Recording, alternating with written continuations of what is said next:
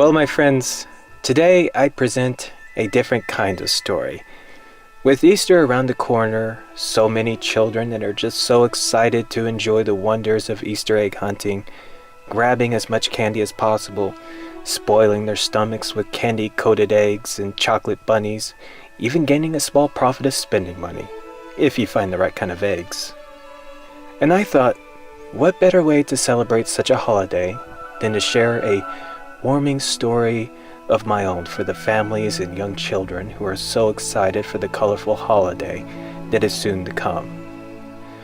So today's story, my friends, is another story that I promised to share before Easter. It all begins with a small town being introduced to the opening of one of their grand events, an Easter egg hunt that's being held at the old Krieger Mansion.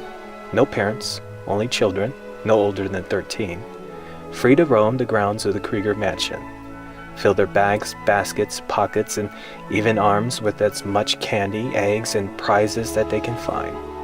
And for those who find the most eggs by the end of the day gets a special surprise. Now, it's obvious that the Krieger Mansion isn't the place where parents would normally send their kids, especially with the stories of the Krieger Mansion being haunted and all that. But of course, if you were one of the locals who lived in this small, unnamed town, you'll notice that the town sponsoring special events on the open grounds of the Krieger Mansion was normal. Even last year, when Old Man Snyder had that huge Christmas party for the local kids near the mansion, nothing bad came of it, just a bunch of local kids being spoiled with candy canes and small presents. So I wouldn't worry about anything bad happening as we spoil our appetite with a handful of candy and join Marvin, Sally, and little Stanley on this grand Easter egg hunt. Who knows? It might be fun. Well, at least I'll know that it'll be the most amusing for me.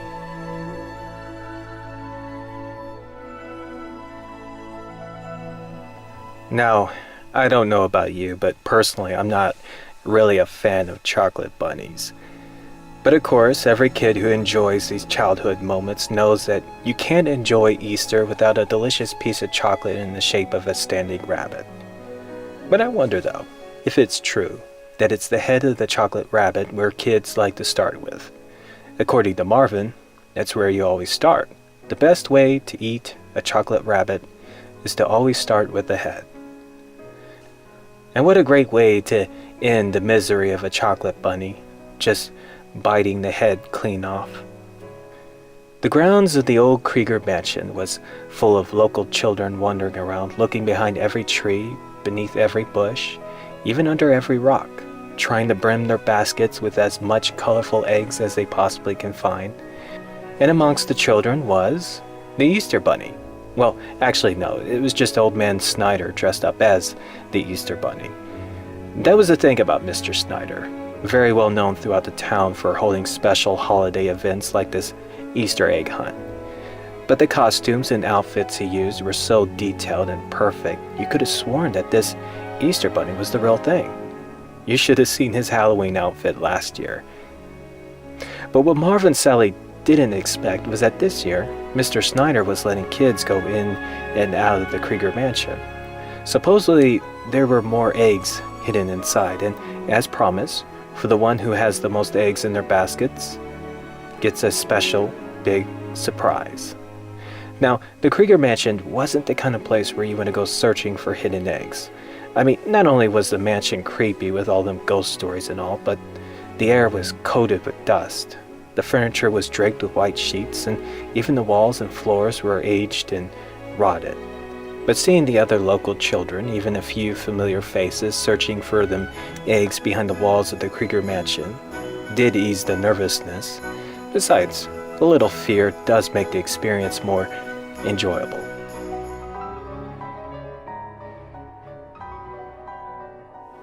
There's no telling how long Marvin, Sally, and little Stanley were roaming the halls of the Krieger Mansion, desperately looking for every egg, hoping to win that special surprise. And not only were the baskets overflowed, but more important, it was starting to get dark outside. Even if the doors of the Krieger Mansion was open for this special event, the last thing the three children wanted was to find themselves behind the walls of this place when the sun goes down. Aside from the ghost stories, a lot of bad things had happened in this mansion. Not the kind of place where you want to be stuck during nightfall.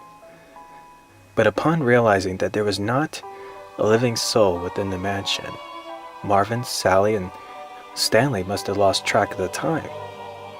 It's been over half an hour since they saw a living soul. Maybe all the other kids were already outside counting their eggs. Another good reason to leave this creepy place. Don't want to miss the chance to win that special surprise. But when Marvin tried to open the front door, it didn't budge. It was locked. And as Marvin had tried pulling the door, that was when the ground beneath the three children had suddenly opened and sent them right into a vat of strange tar. But it wasn't tar. Oh no, it was chocolate. Marvin, Sally, and even Stanley were literally covered from head to toe in chocolate.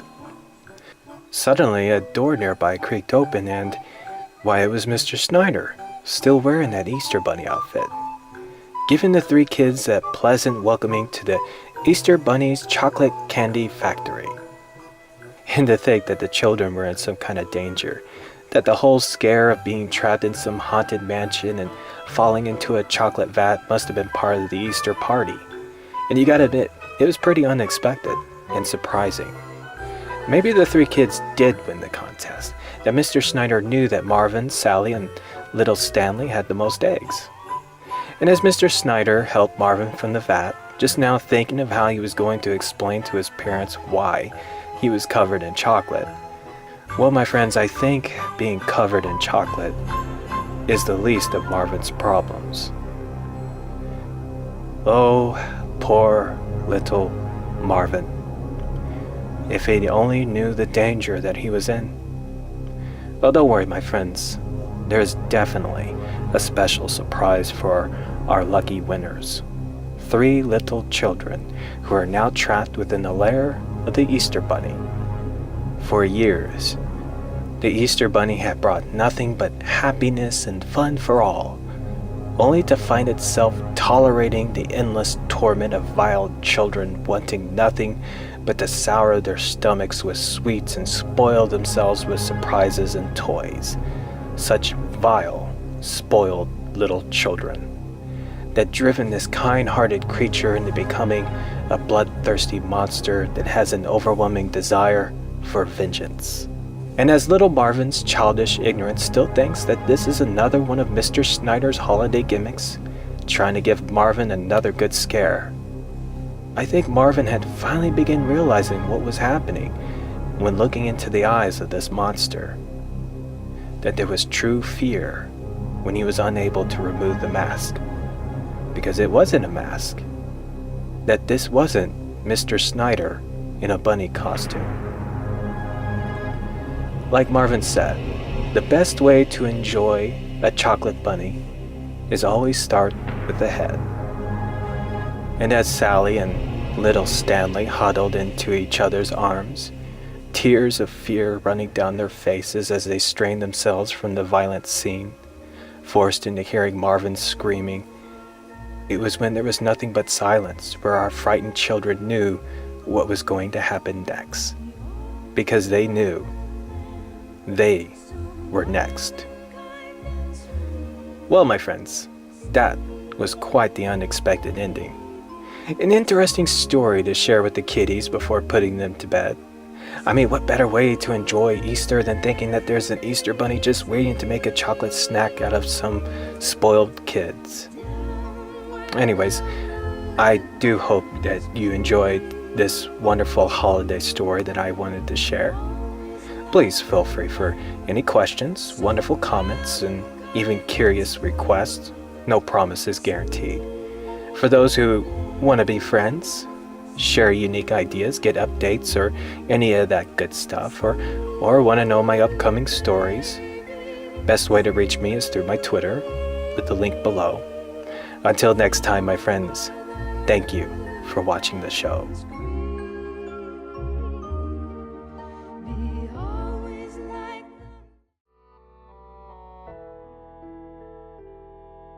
Close your eyes and count to 7. When you wake, you will be in heaven. All nestled safely in your beds, my friends, my little children. Nice and comfy, ready for your friend Mickey to bless you with the soothing comforts of a bedtime story before you drift away into slumberland. You know how you were told as children, there is nothing to fear when going to bed at night? How the monsters in your closet, the horrors lurking outside your window were not real? How you felt that you were lied to when being told that there was nothing to be afraid of in the dark?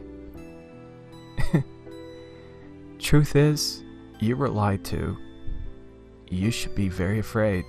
In the dark, there is always something watching you, waiting for that right moment when its prey is asleep, vulnerable.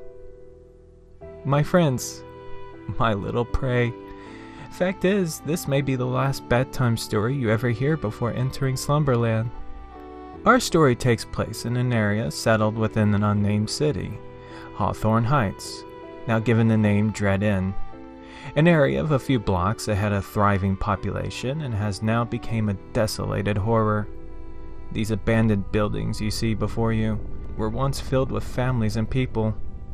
The children running wild through the alleyways, the sounds of cars and trucks in the air.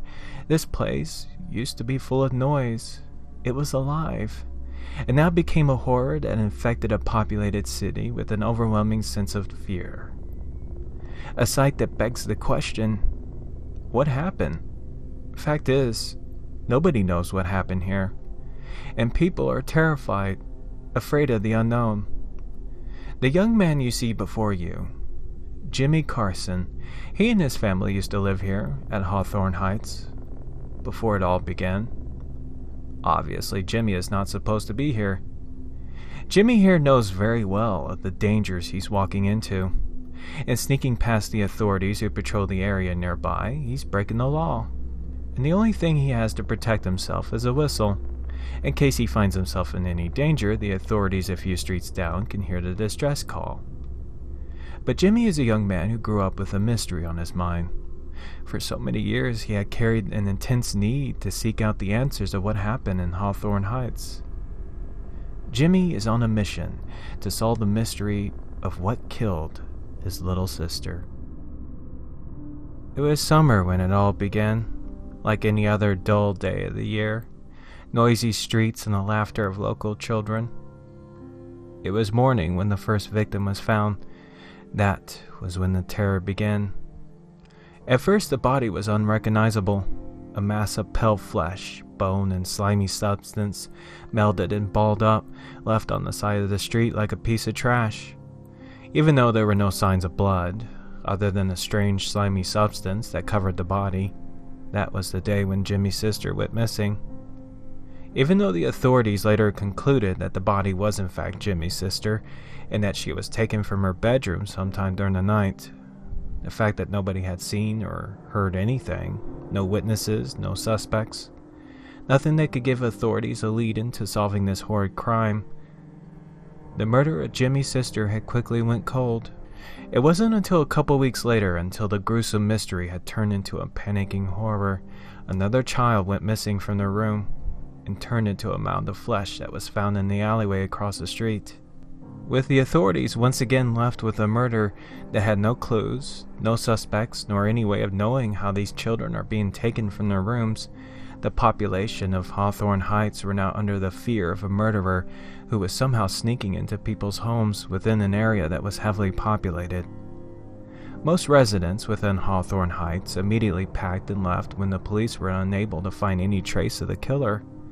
Some had even left their belongings and had nowhere else to go. So panic-stricken, they didn't care. Some thought that this was an overreaction, except for the ones that fled. They ended up being the smart ones. As for those who remained behind, they ended up boarding their windows, double-locking the doors, and even buying firearms in hopes of defending themselves from an unseen threat. But even with the remaining population being armed and vigilant to an unseen killer, it was not enough to save a pair of twin boys from becoming the next victims to this murderous psychopath, as a result of the twins missing and the authorities being unable to find any trace of the killer. The city decided to take action and evacuate the remaining population of Hawthorne Heights, having it sanctioned until the murderer is found and finally brought to justice. It's been 7 years since the tragedy within Hawthorne Heights. After the city sanctioned off Hawthorne Heights, the residents within neighboring blocks began to gradually move away out of fear of becoming the next victims to this killer. But even the silent streets and the empty homes was not enough to prevent Dread Inn from claiming more victims due to the horror stories that followed. How we humans indulge ourselves with tales of ghosts, demons, and monsters when facing a terrifying mystery are unique ways of substituting fantasy over reality that is not known to the world, and how it draws in thrill seekers to challenge themselves against this horror when venturing into the streets of Dread Inn, somehow convinced that they have a greater understanding of the horrors that lurk within this small, desolated world. Ignorant fools, whereas some have left Dread Inn finding nothing, as with most who have never returned. But Jimmy was no thrill seeker. How every fiber within him did not want to be here, but for years he was drawn to this place. He was fully convinced that Dread Inn had the answers he had been desperately seeking, a driven goal to know how his sister died. At first, Jimmy felt nothing but intense fear when walking the empty streets, the dark alleyways, that feeling he was prey being watched by an unseen predator. But the long hours throughout the night had slowly turned that fear into exhaustion. The hours in thinking of what horrors awaited around the corner, nothing but emptiness and undisturbed silence. It began to take its toll on Jimmy, which explains why Jimmy decided to take a small moment of rest within the alley. After waking up from his rest, that was when Jimmy realized he had lost his enthusiasm for being here. Whatever happened here was already long gone. There's nothing here. Until Jimmy noticed something in the corner of his eye, movement in the street, something that was coming from the sewer, and that was when Jimmy found what he was seeking, the horror of Dread Inn.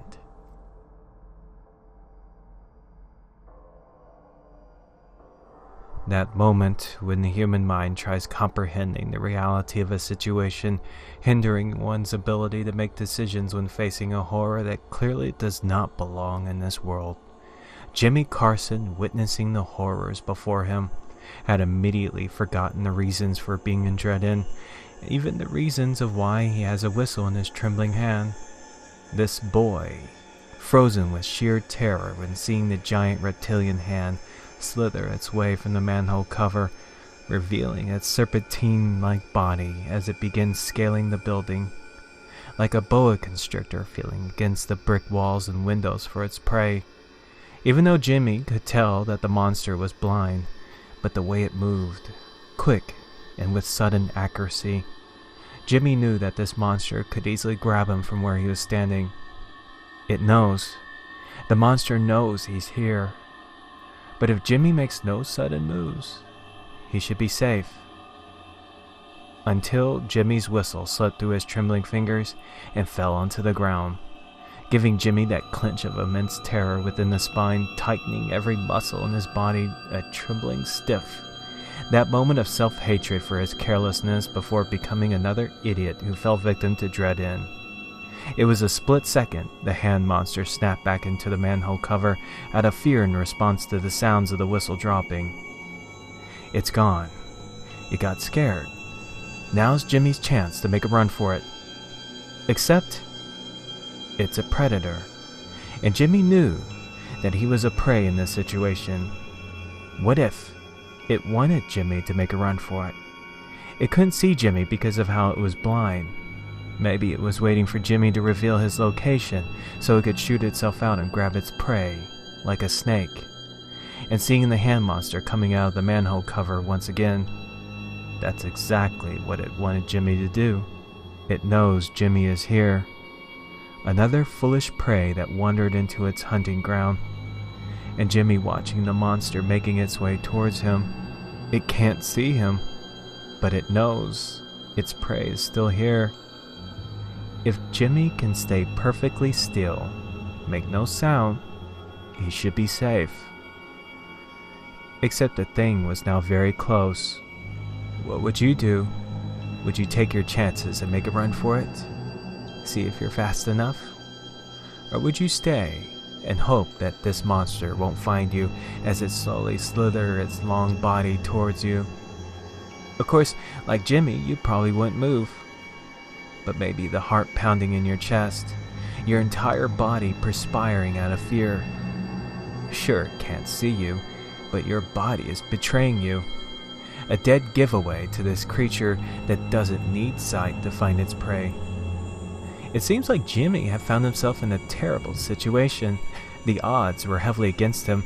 Only a stroke of luck would save him now. And that's exactly what happened when the monster's attention went on a trash can, destroying it like a piece of tissue, before moving down the street instead towards Jimmy. That was close. Jimmy, you lucky little bastard.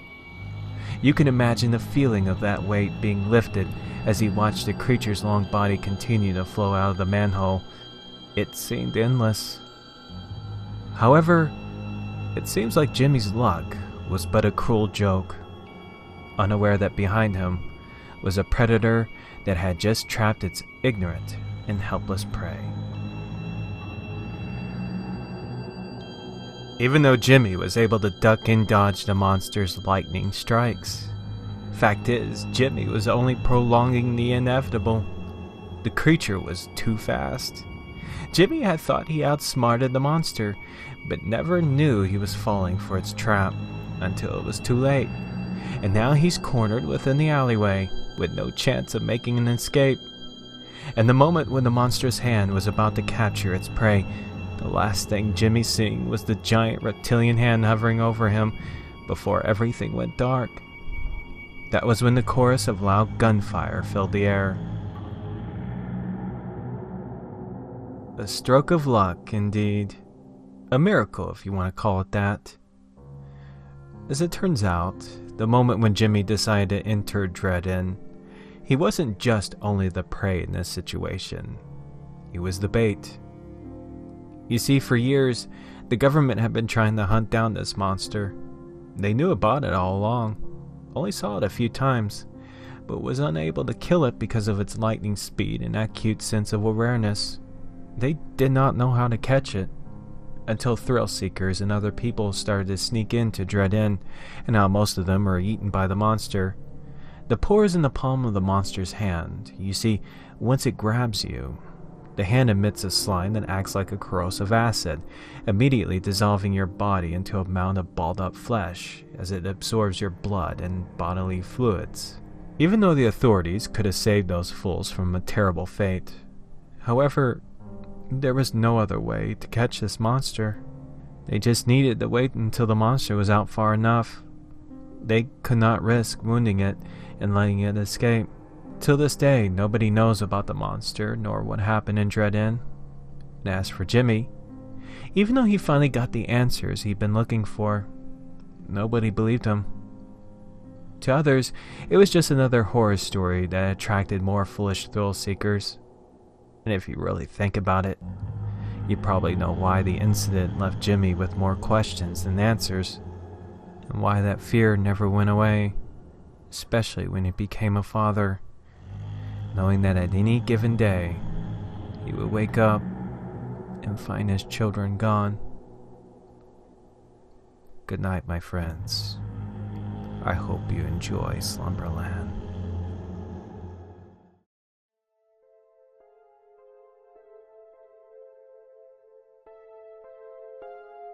I'm curious, how many of us have the tendency to venture into the darkness, that after amusing ourselves and others with these tales of terror, using our imagination to define the horrors that lurk within the darkness, we humans have this urge to stand out, to show our bravery by setting foot into the forbidden, our way of telling the world, I have faced the darkness. I have conquered fear. I have conquered evil. Such a self-entitled accomplishment. You could be like the few people we know of and make a profit when wandering inside some empty house that's supposedly corrupted by Satan or some evil spirit. Point is, you cannot deny the fact that we humans have a fascination with the unknown. And when confronting this unknown that is crafted by the imagination of man, I know there's a tendency to confront that, to conquer it, an accomplishment that will give our lives some value.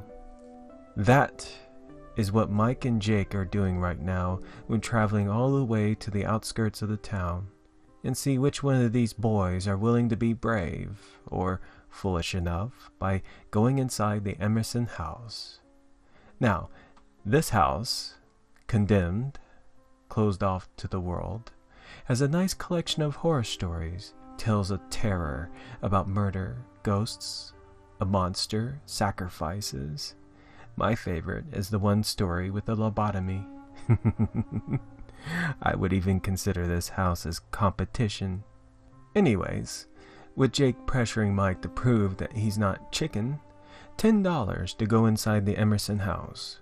A little fear or common sense, something about this house that didn't seem right with the boy, preventing Mike from going in, but instead crumbling the $10 bill and tossing it inside the house, turning the tables on Jake.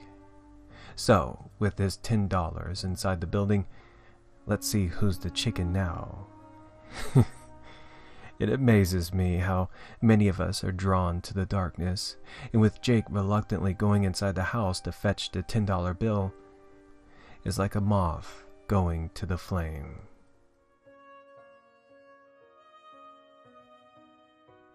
Almost an hour later, since Jake went inside that building, even though Mike yelled for Jake, throwing rocks at the house and still receiving no response, Mike was furious that Jake was playing a bad joke. Fed up with his friend, Mike grabbed his bike and went back home, leaving Jake inside the house. It wasn't until later that day when Mike came back with his mother, Miss Lamont, and alongside with Miss Curry, Jake's mother. Of course, with Mike getting a good scolding for not only being stupid enough to hang around the Emerson house, knowing that it's condemned, but would have the audacity to leave his friend Jake inside. It's just that, knowing how Jake is, sometimes he likes to take a joke too far, and that's why Mike left, got fed up when he didn't respond. And with Miss Curry agreeing to this, knowing that her son has pulled stunts like this before, which is why he's going to be grounded. No internet for 6 weeks. That was when Miss Curry began yelling for Jake's name, demanding that her son to stop this foolishness, and pounding on the door, screaming for her son to stop this nonsense. You could even hear the fear in her voice. There was something about this house that made Miss Curry feel uncomfortable. The stories she heard about this place. The one with a couple, a double suicide. Since she was a little girl, this place terrified her.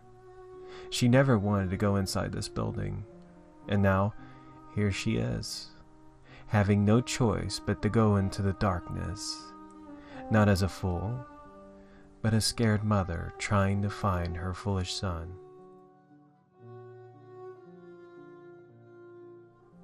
Almost 30 minutes later, that was when the sheriff came. He too giving Mike a good scolding for his actions, letting his friend going inside that house alone because of $10 and then leaving him behind. The boy could be hurt, or worse. Yes, it's common for kids to do these kind of things, pressuring each other to go inside some haunted house. And the sheriff does suspect the possibility that this may be a huge prank. But for a mother to be a participant of something like this, now that is unusual. According to Miss Lamont, she's known Janet for years, and Miss Lamont knows that she wouldn't do something like this. There's something not right here. She heard the stories about what happened in the basement of that building. The former owner who was found dead. Miss Lamont was always afraid of this place. Ever since Mr. Emerson died and what happened to the previous owners, They should have demolished the damn house when that sick bastard died. Even the sheriff didn't like this building. All the children and foolish teenagers that mysteriously disappeared, labeled as runaways, when knowing that somehow, some way, this house was involved. The horrible things that Mr. Emerson had done after he was found dead. And the sheriff going inside the house to find Miss Curry and her son. Mike was now scared when seeing his mother going inside as well. There's something not right with this house. But with his mother angry over the actions of her son and that her friend Janet, her son, may be in grave danger, that was when Mike was forced to wait outside while the sheriff and his mother went into the house, into the darkness. As the day turned to dusk, it was hours since Mike last saw his mother and the sheriff go inside that house. The boy was now scared, didn't know what to do. He knows that something bad has happened to his mother, Jake's mom, and the sheriff. I think it's fascinating how a place that holds a handful of horror stories would attract humans into facing their fear. Yes, we humans fear the unknown, but you can't deny how we are drawn to the dark. Something inside us that compels us to confront these horrors. Admit it. We have an inner fascination for the horrors we create, which is why we can take an ordinary house or even a Raggedy Ann doll and use our imaginations by challenging ourselves through a collection of fabricated horror stories. We humans like to make up horror stories just so we can find a way to conquer fear and evil. But I can assure you, my friends, you can't conquer what lurks within the dark. It welcomes you with loving arms, an unremitting horror that draws us in. Fact is, it is the darkness that conquers you. And with Mike realizing that his bike is inside his mother's car, which is locked, and it is now dark, behind him, there is a darkness that is welcoming this curious boy into its bosom. And like a moth to a flame, that was when Mike went inside the house. Maybe there is something terrifying happening to these people, or maybe they just don't want to leave. Either way, from personal experience, I know that if any of these people were to return from that darkness, they won't be the same again.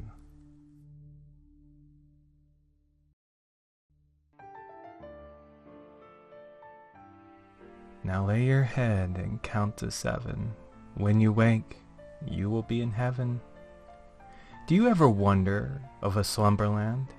A wonderland where you're free from cruelty, ignorance, and the coldness of this world. An adventurous world where you can run and play. A world where you can even swim the seas and fly the skies. In Slumberland, you can be whoever you want or do whatever you wish. I can see how during the day, you carry the unbearable burden of showing happiness, the weight of a plastic smile bringing you down. And at night, when the world is no longer watching, I can see you holding your pillow tightly. In the dark, those tears being shed, I can see your dreams and wishes. In the dark, I can see you wanting to be free, to be shown the way to this slumberland. I have been to Slumberland, and today's story, before you go to sleep, I'm going to show you the way. This child, Nemo, an innocent child who has lived his days in hardship, and spent his nights in tears wishing for warmer nights, and enough food to set him free from the pains of hunger. At night he weeps, he wishes, and he dreams of a slumberland. And it was on one night when little Nemo's wishes were finally heard, his dreams attracting the attention of a new friend. A friend who has come to free Nemo from the cruelty and coldness of this world and show him the way to happiness. His name is Igor. Igor is Nemo's best friend. And it's on this night, Igor has come to take this little snot-nosed monster to Slumberland. They say never underestimate the power of a mother's love. How a frightened child will always seek the security and comfort of a mother's loving arms when facing danger. Nemo's irrational fear over his new friend was eased by a concerned mother when hearing the cries, an immediate response to a distressed child. Her poor Nemo being overwhelmed by his own imagination, but a growing boy who needs to understand that there is nothing to be afraid of in the dark. And even though this is a mother who wishes to free her child from the horrors of his imagination by letting him sleep in her bed, where he can feel safe and secure, his father is right. These stories of Igor coming to take him away has gone on long enough. Nemo is a growing boy who needs to learn that Igor is not real. He needs to learn how to confront this fear and grow out of these fairy tales. Tonight, little Nemo needs to learn that Igor is not real. Igor is not real. There is no Igor. He's just a figment of Nemo's imagination. Little Nemo, telling himself that there is nothing in this room coming to take him away. Stupid child, trying to convince himself that there is nothing in the dark. Of course Igor is real, and he's even brought more friends to come and answer Nemo's wishes by taking the child away to Slumberland, even if he has to drag the screaming brat by the feet. Tonight, little Nemo is going to play with his friends in Slumberland. Scream, cry, claw the floor if he must. Nothing will save this little whelp from flying through the clouds.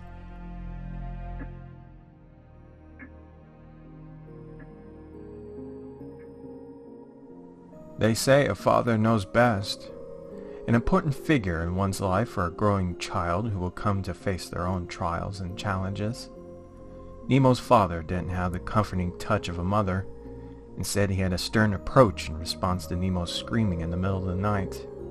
Since the day he heard of this Igor, he understood a child's fear of the dark, feeling vulnerable to his wild imagination. But the boy cannot grow up in the world always seeking the arms of a mother when confronting his fears. A boy needs to learn to overcome his fear. And tonight, Nemo needs to face this Igor and accept the reality that he's nothing but a silly fable.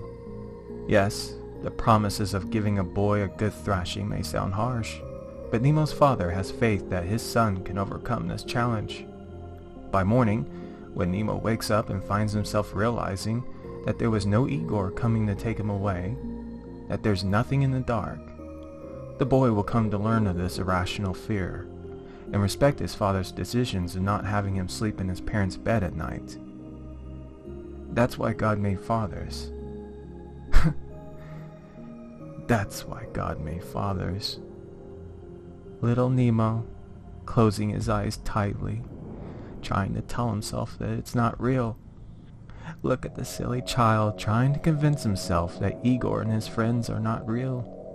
Trying to keep his eyes shut and seek comfort in the idea that he's going to wake up in this cold, cruel world.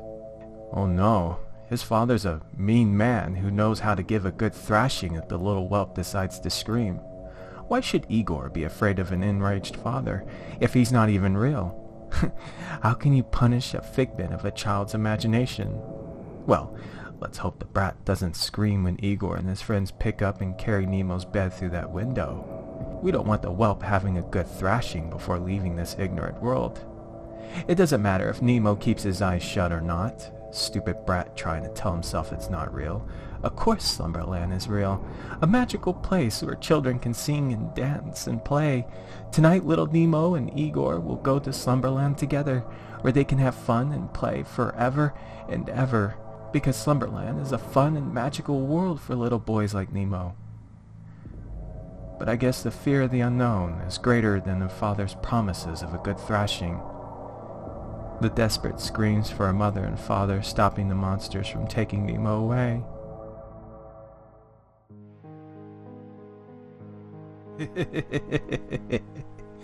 Oh, imagine what Nemo's father would say when finding the child's bed halfway out the bedroom window. The monsters anticipating and enjoying overhearing the painful screams of a child getting his lashes for creating such a spectacle for attention. Looks like the brat is going to end up in Slumberland with the sword behind. But before the father was about to fetch himself the leather strap, it was a mother's love that hindered the lashing, seeing how the boy was more terrified of the dark than a father's punishment. Her child was truly afraid.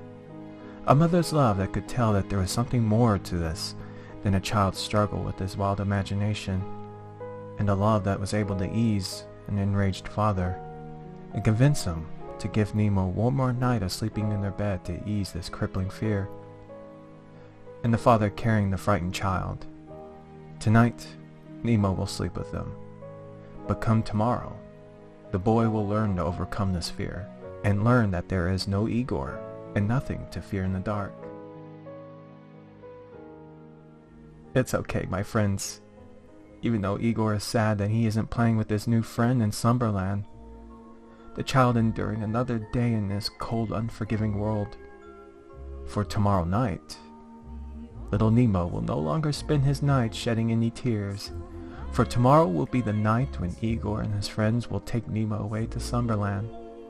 So when you're laying your head, shedding those tears, wishing to be free from the horrors of this world, just to let you know, my friends, I have been to Slumberland, and there will come a night when the horrors that lurk in the dark will hear your cries. And don't worry, my friends, on that night, your best friend will answer those cries and wishes by dragging your filthy, screaming carcass to Slumberland, a wonderland where you can play and have fun with your friend forever and ever.